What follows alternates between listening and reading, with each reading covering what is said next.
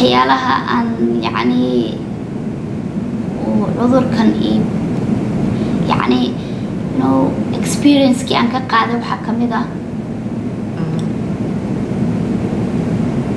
experience-yo badan baan ka qaaday waxaana ka koob ah dulqaad badan inaan u yeesho xanuunadiisa side effect-kiisa daawooyinka inaan dhakhtariintii la shaqeeyo oon hadal ka maqlo oo waxay dhahaan dulqaadka inaan tuso oon u dulqaato oo waxay dhahaanba aan sidaan u accept garayn lahaa oo noloshayda aan haddana horey u socon lahaa aan dhihi lahayn kollayguba ku galaye iska dhimo aan dhahayn ka qaadino horey u socdo iyo horta i bartay oo tan aan ku jiro inaan ka baxo aan rajo kala yahoon ilaahay ka baryayo inuu tan aan ku jiro maanta inuu cudurkaa jirkayga ilaahay ka bixiyo baybkan oo dhuntayda laga bixiyo oon hortiina haddana soo fadhiisto anoo baybna ay ku jirin codkaygana caadi ah neeftaydana caadi ah maasha allah ilaahay idinkiis taasaan ilaahay horta ka baryayaa ilaahay idinkiis inta ku daawanaysana insha allah waa kuusoo duceynaysaa ilaahay idinkiis kansarka easy ma aha waxyaalaha ugu koowaad uu kaa bedelaya waxaa ka mid ah dabeecadda waxaa ka mid ah dulqaadka badan waxaa ka mid ah dadka noloshaada ku jira oo daris ha noqdo qof kula degan ha noqdo qof kula dhasha ha noqdo dulqaadka ay kuu leeyihiin yaa yaraanaya because waxaad noqonaysaa qof maanta iska fiican berri haddana dabeecad kale maanta fiican berri dabeecad kale weliba thyroidka wuxuu regulate gareeyaa uu saabsan yahay emotionska meesha emotionska thyroidku iyo aniga iga maqan haddana markaasuu haddana kansar igu sii darsan yahay uu haddana dhiigayga aada ugu badnaa marka wallaahi waan alxamdulilah dareenka dadkii kugu hareereysnaa markaad marxaladahaas oo dhan maraysay dad ku dhiirigeliya oo ku yiraahdo waxaan waad ka kici doontaa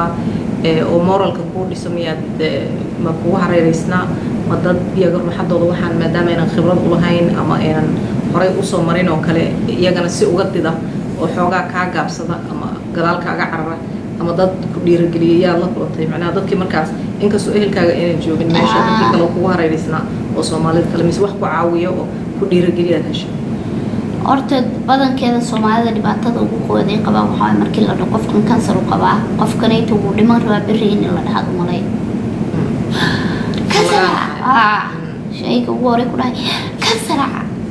ayagii baad ka nixi moodan adi aad iska nixi lahayd qofka hataa hadduu nafta ay ka baxayso inaad ka naxdo maaha inaad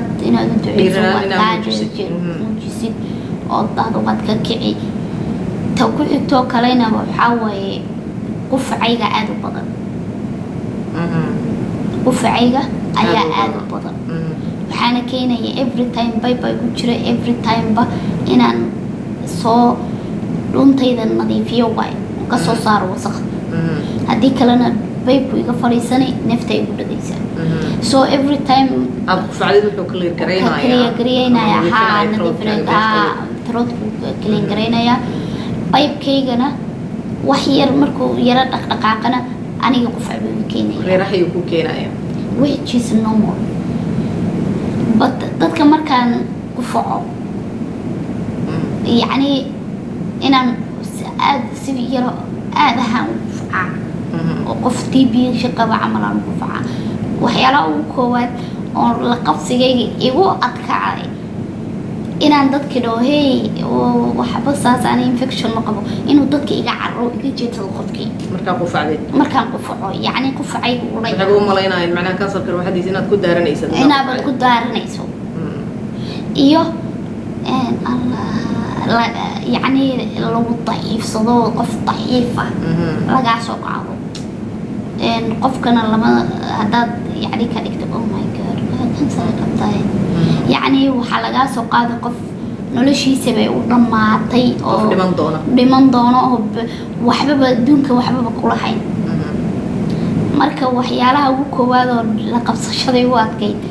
waxa igu darayd maalin kamid ah intaan masaajid tagay waan tukanay anoo salaada tukanayo markaan weliba salaada tukanay aad baan ku facaa weliba markaan sujuudayo qufcayga aad badan because markaan saa dhaho uu taataa wuxuu taabanayaa meeshii way taxaxatay markaan soo fadhiistay waan ku fici islaan Soomaali ma ahayn qowmiyada kale ahayd oo islaam ah igu ag tukanaysay markii salaadii way igu horbugtay marka waa ayada igu horeysay islaantii waxaan salaadii ka baxay daawo kinin gacanta ku hayso oo qaylinayso oo leh pharmacy-ga tag daawadan soo gado marxaladaas horta ugu dhacday daawo kinin ku diyaarisay waxa kula daawadan ma aragtaa yaa marka waan isku dhaxay islaantii oo qaylinay baan salaadii ka baxay waxa ku qaylinaysaa iyo daawada ku macna waxa yani cudur xun inaan qabay u malaynaysaa oo TB wax qabo marka waxa kula TB-da daawadana loo qatay kiniinka yani waxay u malaynaysaa hirgab iyo waxyaalo infection sababada ah inaad qabto masaajidka ka leexay ku tiraha imaan yani kiniinkan qaado waa afkeedana ma fahmay waxbay ku hadlaysay oo isku tarsantay ma hadlin shiban ka iri waxaan qamarkaygan kor qaaday waan tusay waxa tustay tubadan inay u badaha markaan ku yiri tubadan ay keenaysaa infection ma qabo ami kibay way gaabsatay markaa naagta psychologist ay taha un sheego waxaan ku yiri waxyaalahaas aan la kulmay waxay ugu tiri qof reason hasiinay bad way igu qasabtay waan hadli kari waayay iyo naxdintaan ka dhaxay qof weyn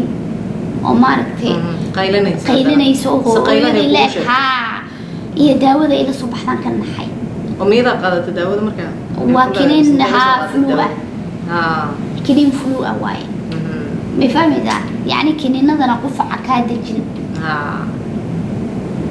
flu bay malaynaysaa inuu xiyo saasaan u fiiriyay gabar baa ila socotay inay hadashay damcada xaalada magoori balaaga iska daa basaska markaan raacayo dadka afka qabsadaa aniga naftirkayga markaan ku facayo afka anu saasoo gacanta u daboolanaysaa waan dabooshaa oo because qofka inuu si xun u qaataa laga yaabaa candhuuftaada gaari kartaa cudurro badan oo qufac keenaa jira dadku waxay u fasiranayaan cudur kale maadaama ayna tubada u jeedin inay tubo ku marka waxyaalaha ugu koowaad oo la qabsan waayey oo weliba aad ii saamaysa oon aad uga xumaaday qufaca ugu badan oon aad uga cawday xitaa oon dhakhtarku dhahay tubadan iga bixi aan ku yiri tubadan qufac badan bay ii keenaysaa quficina dadkii iga shakinaya dadkayga waswaasaya mayo ugu yiri tan noloshaada maanta oo dhan ma feedi kartid ama dhigi kartid tuba igu rikaban marka dad baa iga daba hadliyo ayagoo hadlayaan ka dhaqaaqa dad waan u jawaabaa qofkan u jawaabi karin marmar codkayga hoos buu dhacaa hadda aan idinla hadlayo waan daalaa markaan aad u hadlo daal baan isku arkaa codkayga hoos u dhaca marka waxyaalaha koowaad oon la qabsan kari way qufacaasa marka qufacaas oo hadda kugu soo haray kaliya ma calaamadihii kale iyo waxyaabihii kale aad dareemi jirtay oo dhan markii xanuunka intii aadan qalliinka marin iyo inta hadda aad qalliinka martay iyo wixii calaamada ahaa aad dareemaysay oo dhan symptomskii oo dhan aan isku wada dhehe waxaad dareemaysaa hadda ma jiraan dabeecadayda depressionkii iyo wixii uu kugu soo furay xanuunka mar soo joogo igu soo noqdaa isla hadal badan waxaana ii keenaya markuu dhakhtarka wax cusub ii sheego second thing kansarka waxyaa qofka uu ku jiro waxaad u garan caajis badan iyo jajab uu leeyahay iyo waxaad dareemaysaa daciifnimo physical oo jir ahaaneed jirka iyo xanuun ku danqan waxyaalahaana marmar qaarkood baan dareemaa daal fara badan jirkayga haddaan laba beri wax culus qaado shaqeeyo oon afdansanin jirkayga ay dhihi you have to sleep because sida dadka kaloo kale marka adkaysigaaga yaraanaya but with meantime oo inta waqti ah inta dhakhtarkan u sheegay dhakhtarku wuxuu yiri waxaa keenaya gubitaankii badnaa yaa keenaya daalkan iyo jajabkan badan iyo jir xanuunka badan iyo marka wuxuu igu yidhi ilaa sanad ilaa 2 sano dad bay ku qaadataa xitaa ilaa 3 sano inuu kasoo kabsado jir xanuunka iyo jajabka ka sokow markii intaa macnaha laga soo gudbo iyo qufacaan hadda zaa'idka oo aad isku aragtid waxyaabihii kaloo dhan aad dareemi jirtay iyo cunnada teeda kalena cunnadii kaa go'day hadda sidaadii caadigeed ma kusoo noqoto cunnadaadii caadi ma u qaadataa maaragtay dabeecadaadii caadi ma kusoo laabatay waxyaabo badan caadigoodii ma kusoo noqday inaad dareemaysaa inay xoogaa caadi aad soo laabatay mise wixii meeshooda iyo taagan yihiin oo dareemaysaa xoogaa hadda waa soo ronaatay alxamdulilah cunaa caadi baan dareemayaa marmar mandaqasho yaroo fudud aan isku arko midaana dhaktarku wuxuu yiri waa normal alxamdulilah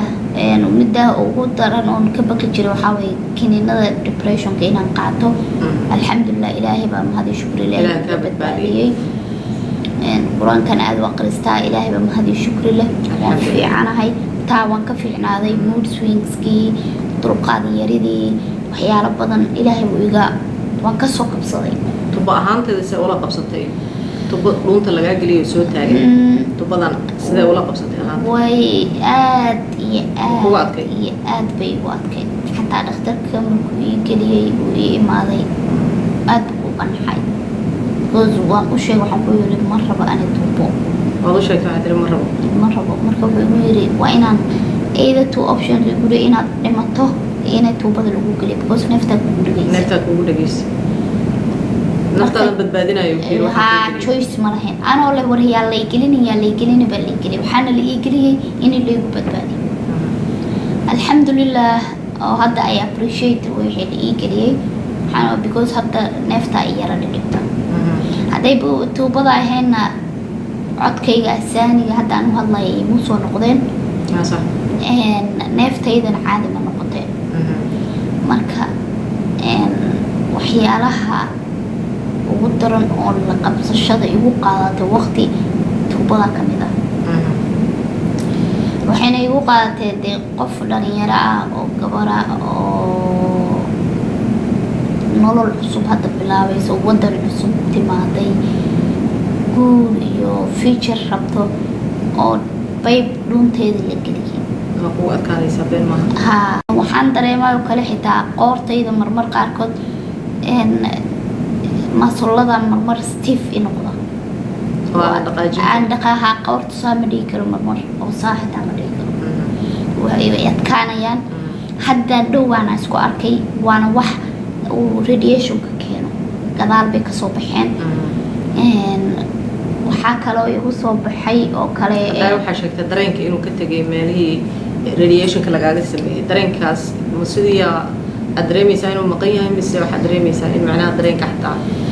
markii lay qalay qalitaanka qofka markii la qalaanin from dhegtaas ilaa dhegtaasaa lay qalay oo saan baa lay qalay oo complete ah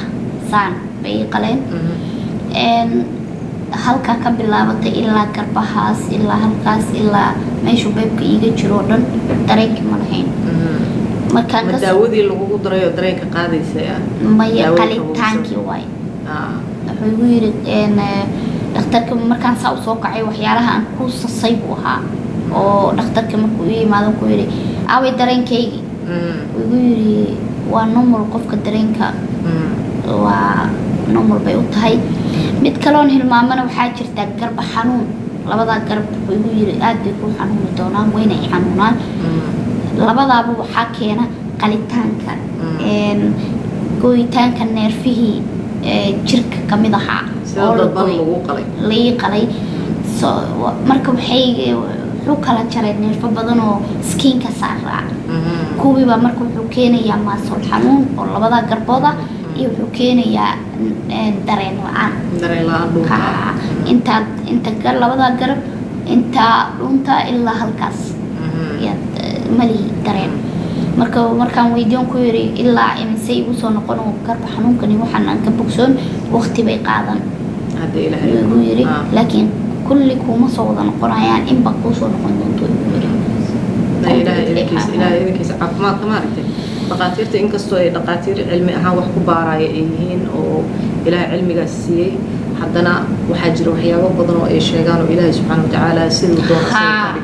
mogsoonta iyagoo ku dhahaya waxaas kuma soo noqonayaan codkaaga inuu 50-50 waxaa waasaan haddana waxaa laga yaabaa ilaahay inuu kuu soo warceliyo wuxuu dhan mar walba qof iimaan lahaana tahay adiga de maasha allah iimaankaaga adagaaba intaas kusoo dhaafsiiyey dadka qaarkood marxaladaas oo kale kama soo dabaashaan marka dadka soomaalida marka maadaama aan barnaamijka aada ugu dheeraanay waa soo koobaynaa hadda waxaa dadka hadda ku daawanaya daawadayaasha soomaalida maadaama cudurkan qof walba aqoon waa u leeyahay cudurkan kansarka thyroidka midka ku dhaca ama cunaha midka ku dhaca inkastuu dadka qaar waa ku dhaca laakiin haddana ma aqaano inuu ku badan yahay in kale aqoon badan laakiin kama haystaan sidaan la soconno aqoon badanna kama haystaan saamaynta intee la eg tahayna ma yaqaanaan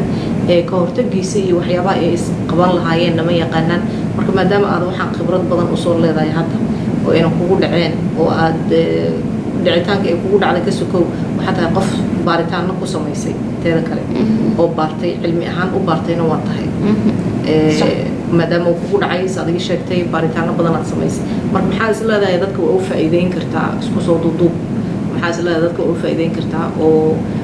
qaabkay uga hortagi lahayn hadday noqoto haddii qaar qaba ay jiraanna waxyaabaha looga baahan yahay qofka inuu sameeyo hadalkaaga waxaa ku bilowday marka ugu horeysa calaamadihiisa si sahla laguma garto muddo dhanaa xanuunkan ku hayay aad garan weysay inuu yahay gastrig iyo inuu kansar yahay inuu wax kale yahay dhakhtar kasta aad u tagtidna uu misdiagnose kugu sameeyey ama uu baaritaan sax ah uusan kugu sameyno cudurkan ku baaraayo marka dad badan oo noocaas qabo way jiraan oo misdiagnose lagu sameeyey sidee marka aad taladaysiin lahayd dadkaas oo kale halka ugu sheego hore waxaa waaye waxyaalaha aad isku arkaysaa horta muhiim ah waxyaalaha aad isku arkayso muhiimna waxaa waaye haddaad caajis badan aad aragto daal badan aad aragto hinraag badan aad aragto dhakhtar u tag dhiigaaga baar thyroidkayga baar dheh haddii normal waaye lagu dhaho waa okay haddii uu lagu dhaho waa high mise waa low ultrasound dhuntaa iska saar second thingna waxaan dhihi lahaa oo anigu iigu dhuntay dhiigayga laguma sheegin because T4gayga T3gayga normal buu ahaa dadka waxaan rabaa inaan u sheego always dhuntaada haddaad dareento danqasho oo liqitaana mise danqasho korka ah oo markaad cunaha taabata danqasho dareento iyo markaad wax liqaysa aad danqato oo danqashadaana ayna ahayn danqasho uu keenayo maaragtay infection oo markaa kugu dhacayo sida maaragtay una ahayn waxaa hore isugu soo aragtay haddaynan ahayn oo danqasho kugu cusub ay tahay danqasho oo weliba long timena ay qaadanayso time ay qaadanayso like wixii inuu tegaynin it's always there please waxaan dadka ka codsanayaa inay ultrasound isu saaraan midda ani iseegtay oo cudurkaygan uu igu sii faafay waa ultrasound ma saarin haddaan hal dhakhtar oo ultrasound saar i dhihi lahaa xunba meel baa laga gaari lahaa sax dhakhtarka xataa marmara waxaa laga yaabaa inuusan kuu dirin sida hadda adiga uu kugu sameeyey dhaqaatiirtii hore way ku wada baareen laakiin wax kuu diray ma laha adigana maskaxdaada haddaad hore usii ogaan lahayd waxaan waaba dhihi lahayd isaara laakiin adigana maadan dhihin iyagana maynan garan marka waxaa qofka looga baahan yahay inuu hadduu xataa dhakhtarka garan waayo u diri waayo isaga hadduu iska shakiyo oo calaamadaha hadda aa sheegtay isku arka inuu yidhaahdo dhakhtarka iidir ultrasound iidir ultrasoundna rabaa inay dhuuntayda la fiiriyaan rabaa mise CT scan mise ultrasound isa saar labadaa haddii wax lagaa waayo waa falilaahi alxamd laakiin haddaad dareentaan hadda wadankan aan joogo inta badan dadka throat cancerka uu ku dhaco asagoo meel dhow joogaa la gaaraa hadduu carabka yahay hadduu voice boxka yahay hadduu qumanka yahay may fahmaysaa hadduu yahay thyroidka hadduu yahay meesha trachea-gu ka galo meel kasta waa laga gaaraa heerkan ani uu hadda baybka ila gaaray lama gaaro badankooda laakiin waxaan soomaalida leeyahay badankaanaga dadkaanaga waxaan hubaa badankooda inay isaga dhintaan cudurkii la ogaanin badankood dad badan waxaa la ii sheegoo kale oo ilaa lafaha ka galay intuu dhuuntii dhaafay thyroid keli baad qabtaa intii lagu dhahay aan kansar laga fiirinin oo at the end of it lagu dhahay bone cancer ay qabtay uu asaga faafay marka horta dhimashada ilaahay baa haya laakiin taxadarkana waa jiraa marka haddaad aragtaan laba mid haddaad aragto cuna danqasho badan weliba tender banaanka ah badankayga ani waxaan qabay tender danqasho banaanka ah oo markaan taabto aan danqani jirin ma soo buurto dadku waxay fiiriyaan qofka inuu cuno buuran yahay ma cuno buurnayn danqashan lahaa marmarna qilikitaanka waan dareemi jiray oo mayla marka waaruna dadka waxay fiiriyaan qofka cunaha buuran ay fiiriyaan cunaha waxay ka shakiyaan buurnaanta laakiin qofka isagoon soo buuran ayaa cunihii xanuunsanaan karaa thyroidka laga hadlaayana dad badanaan horta waana xanuunadan badanaa waa lagu sheegaa Soomaalida siba dhowr qofood oo qaba anigaaba arkay haddana aanan aqoon macnaha thyroidka waxa uu yahay thyroid ahaantiisaba Soomaali eray lagu yiraahdo badanaa ma jiro laakiin thyroidka qanjir lunta bartamaheeda ku jira oo sida faranfaalaha oo kale u samaysan wuxuu samaysan yahay sida faranfaalaha oo kale u samaysan yahay lunta qanjir ku jira oo hormoonka qofka bini'aadamka jirkiisa u baahan yahay oo wuxuu soo saaraya hormoon adiga regulate gareynaya ama adjust gareynaya jirkaaga uu soo saara hormoonkaas marna hadduu aad u bato oo jirkaaga intuu u baahan yahay ka badan uu soo saarana daawa qofka loo qoraa haddii intii ka yar soo saarana daawa loo qoraa marka haddii levelka caadiga ahayd intuu waxa lagu ilaaliyaa levelka caadiga ah levelkaas markuu qalqalo thyroidka marka wuxuu keeni karaa sida hadda gabadhan walaasheena cancer thyroidka ku dhaca qanjirada kale dhinacyada ku jira cancer waa ku dhaca meelo badan oo kale cunaha carabku ku dhici karaa meelo badan oo ku dhici karaa laakiin kulli waxa la isku yiraahdaa cancerka cunaha la isku wada yiraahdaa cunihiyo meelo badan kaga dhici karaa ama cancerka thyroidka ama kan qanjirada ama kan maxaa ku dhaca carabka hadba meel ku dhici karaa xataa voice boxka meesha codka ka soo baxo cancer goonidiis ugu dhaca jira isaga ruuxadiisa marka qofka waxa wanaagsan hadiiba thyroid lagu sheego ama qanjirka dhuunta hadii lagu yiraahdo qanjirkaas cilada ka qabtaa inaad la socotid oo mar walbana baaritaan dheeraad aad samaysid way wanaagsan tahay aad marka waxyaalaha uu koobaad oo dadka oo Soomaalida anigoo kale hadda uu aad noogu faafayo waxa waa la sahashan wixii waa sahal baa laga dhigan baalka markaad asagoo yar iska qabato xanuunkiisana ugu yaraan laakiin markuu yariya hadii laga gaaro stages buu leeyahay qofka markuu stages ku arko xanuunkan meesha uu ka hayo haba ahaado xitaa naaska ha ahaado kii dhiiga waxyaalo badan Soomaalidaanada waan sahashanaa cudurrada oo wax fudud baan ka soo qaadnaa marka waxaan dadka ka codsanayaa ani maadaama oo kii throatka uu ahaa thyroidka uu ahaa oo ka igu dhacay oo weliba marxaladihiisa aan garanayo waxyaaluhu ii keensaday waxaan ka codsanayaa Soomaalida inay ka taxadaraan oo is ogaadaan Ingiriisku waxay dhahaan self awareness inay meesha aad ku xanuunayso aad dareento dareen aad lahaato thyroid cancerka oo kale wuxuu ii keeno kale qumankayga mar kasta way kici jireen qumankayga every time antibiotic baa laysiin dhowr ber markaan qaato week mise laba week aan kasoo laga joogo way igu soo noqon jireen dhakhtar is yiri war gabadhan qumankeeda maxaa kicinaya male cilmi Soomaalida inta badan dhakhtariintaanada cilmiga badan uma leh dhakhtarka waa qof bini aadana haddaadan adiga aqoonta ruuxadaada dhinacaada ka baarin dhakhtarka waxaa laga yaabaa inuu hilmaamo inuu yiraahdo dhiiggaas iska qaad ama baaritaan dheeraada inuusan sameyn marka qofka bini aadanka asagaa jirkiisa la socda xanuunkiisana asagaa loo baahan inuu si fiican u ogaado uu dhaho war dhuuntan waa xalan ka dareemayaa ultrasound iga saara haddii kale CT scan weliba aad dadka waxaan ugu dhiirigelinayaa markay dareemaan cunahaas oo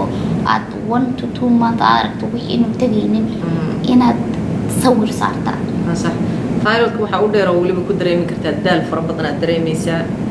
daal aad iyo aad u fara badan oo qofka hin raagayo adoona waxba qabanaad iska daalaysaa adoonan waxba dhaqaaqina waxaad dareemaysaa inaad enerjiyada kaa maqan tahay waxaasoo dhan haddaa aragtid inaad isbaartid inay thyroid tahay inay wax kala tahay inaad iska soo baartid cudurrada symptomsyadooda ama calaamadaha cudurrada lagu garta qaaraa isu eg laakiin thyroidka badanaa dadka intooda badan xataa wadamadan hadda aan joogno reer galbeedka ah dad badan dhaqaatiir badan oo aad u cilmi badan ah haddana ku qaldama oo u maleeya wax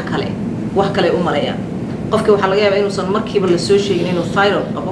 kansarka waa meeshiisa laakiin thyroid ahaantiisaba waxaa laga yaabaa inaanan la ogaan inaad thyroid qabteed ilaa ay qofkii uu meel xun kasii gaaro marka hypothyroid iyo hyper miduu yahayba dhakhtarka markuu dhiigga qaado ogaanaya oo dhiig gaar ah dhiig T4 iyo T3 T3 iyo T4 markii lagaa qaada la ogaanayaa inaad thyroid qabtid haddana laakiin dhakhtarka marmarka qaarkood dhiig yaraanta lagu qaldaa qofka markay dhiig yaraan ku dhacdana sidaas oo kale daalkiisa badan yahay uu hinraagaya oo uu dareemaya inuu daciif yahay dhiig yaraanta iyo waxyaabo kale oo saas oo kale la mid ah oo daal keenaya lagu qaldaa marka adiga jirkaaga adaa loo baahan inaad self aware ka ahaatid oo ogaatid xanuunka ku haya ama haddaad si u dareentid in maaragtay aadan fiicnayn oo kale ama calaamadaha aad dareemaysid ay shaki ku geliyaan markiiba ha fadhiisanin dhaqaatiirta u tag dhiiggaan ha layga qaado kan ha layga qaado way wanaagsan tahay inuu qofka yiraahdo maxaa kaloo ku dari lahayd marka hal shay oo kale oon ku dari lahaa waxaa waaye Soomaali haddaan nahay waxyaalaha ugu koowaad oo aad ay Soomaalida u samayso waxaa ka mid ah inay qofku markuu xanuunsan yahay mise cudur lagu sheego mise xanuun uu qabo waxay geliyaan wax la dhihi stigmaga Soomaalida aad bay u badanta aad inaan uga hadlaan rabaa because stigma hadduu qofka disable yahay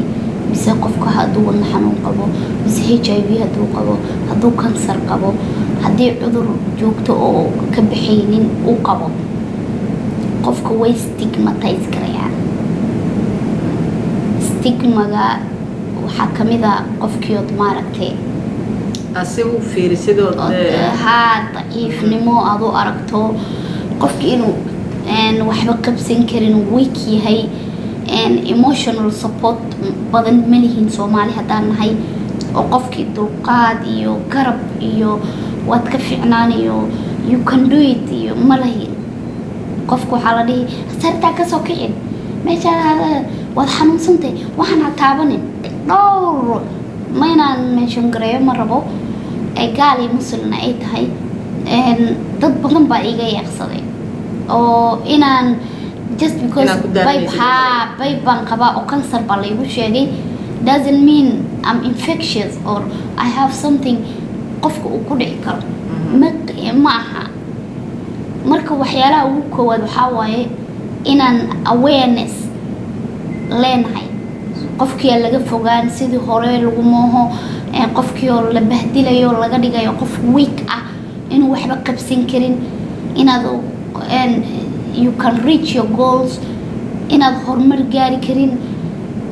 siba kansarka cudurkaas inkastoo naxdintiisa uu leeyahay haddana qofkii ilaahay ka kiciyaa ka kaca qof walba uma wada dhinto kansar dad badan oo kansarka ilaahay intuu ku keeno haddana ka kaca oo ka caafimaadaa jira oo noloshooda caadi u raacda oo qofkii intii uu qabsan jiray in lamid oo qabsanaya way jiraan dad kaloo dhif ahna waa tii ilaahay qofkii ilaahay tiisa ka dhigaa u dhinta marka macnaheeda maaha in qofka disappointed laga dhigo markii la yiraahdo qofkaas kansar uu qabaa usually dadku waxay aad ugu badan yihiin inay qofkaas qof god galay camal ka soo qaadaan uu dhinto qofkii wali ifka saaran oo nool oo caafimaadkiisa fiican yahay oo dhaqaatiirta xataa wali daaweyntiisa iyo wixiisa u socoto in moralka laga dilo ma wanaagsana exactly waxa iga maqnaa moralka waaye moral support ma lihin Soomaali haddaan nahay waxyaalaha ugu koowaad oo aan daciif ka nahay waa moralka waxa waaye waxay yaqaanaan wax la dhihi sympathetic Somali waa sympathetic they are not empathetic there is empathy there is sympathy waxa waaye qof arko inaad daciif tahay empathy waxa waaye qofka maaragtay ku support ku siinaya uu ka naxayaa compassion ku leeyahay but still feels this person can do more than this inaad ka kici karto if ninkii dhintay hadda Hawkins ninkii physics ahaa sidaas u jajabnaa qof cudurku qabay wuxuu ahaa muscleskiisa wax u dhimay but still markuu dhakhtarku u sheegayay wuxuu ku yiri you will survive for 2 years and he survived for how many years 50 years ha and he just died this year nobody ever thought inuu 70 xoogaa gaaray why uu heerka u gaaray he never gave up so Soomaaliya halka shay bini'aadanka ugu koowaad aan ku sameyno waa stigmatization qofkii oo asaga isfadaysan oo isla kan miyaad ka kiciyo iyo qofkii kale hadalini qofka dadkii kale way ku siinayeen ma kan saray qabtaa baa lagu dhigay markaas adigiiba niyada kaasi jabay oh my god kan miyaan ka kici talo miyaan barget talo taasa ku hay but markaad aragto haddana intaad dhakhtarka tagto dhakhtarkan aad u aadaa appointment badan baan ku leeyahay dad badan baan la kulmaa I see a lot of things it always makes me markaan arko qof 80 jir ah oo cudurkayga qabo oo haddana dhakhtarka joogo oo happy ah oo niyada u dhisantay qof 80 jir ah is expecting inuu survive karayo for another 20 or 30 years taas waa ku dhiirigelinaysaa marka that always makes me inaan handi adoo 20 jir ah no what ka kicita you always walk in marka kansarka aad markaan tago inta badan waxaan ugu tagaa dad da'dayda ka weyn oo 70 50 iyo 80 90 marka still haddana waxaan dhihi jiray markaan tago markasta handi ninka hadduu hope leeyahay inuu noolaanayo cudurka ka kacay why not you صح you will make it asaga baad niyada u dhisan tahay maxaa aniga isaga jabinaya صح marka Soomaalida inta badan I have dreams I have a lot of things to do in life I believe I will survive more than I want it inshallah I believe it inaan ka kaca laga yaaba tayda haday gashano ilaahay baba ii qoray it's not tan waan dhimasho waan u soo dhalanay صح anoo cudurigu u dhicin meel layga qabanin dhig layga qabanin oo laba goor adimani oo nafta ka bixi markii cudur ilaahay ku galiyana waa midana waa dambi dhaaf صح marka waxaan ku soo gunaanadeena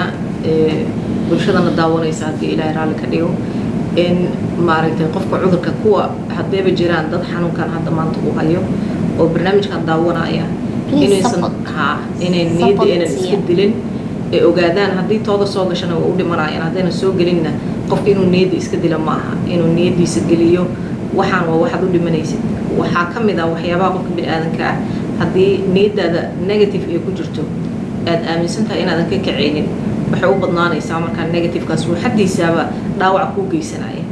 daawo kastoo lagu siiyo waxaa ka horeeya moralkaaga siduu u dhisan yahay moralka hadduu kuu dhisan yahay daawada ruuxadeeda waxtaray kuu lahaanaysaa laakiin moralka haddaa iska dishid daawadaada ruuxadeeda dhakhtarka ku siinaayo iyo dadaalka dhakhtarka dhinaciisa waxba kuma taraayo dadka kugu hareeraysanna ha noqdaan dad positive ah mar walba haddaa xanuunkaaga haddaa xanuunsan tahay xanuuno culus aad qabtid dad positive ah oo ku dhiirigeliya oo niyadda kuu dhisa mar walba isku hareereen ha isku hareereen dad negative ah oo niyadda kaa sii dilaaya xanuunkaa qabtid wax weyn kaaga sii dhigaaya kuwaasoo kale waa laga fogaadaa dadka ruuxadooda iyaga aanan qabin xanuunkana waxaan kula talinaynaa inay dadka moralka u dhisaan inay dadka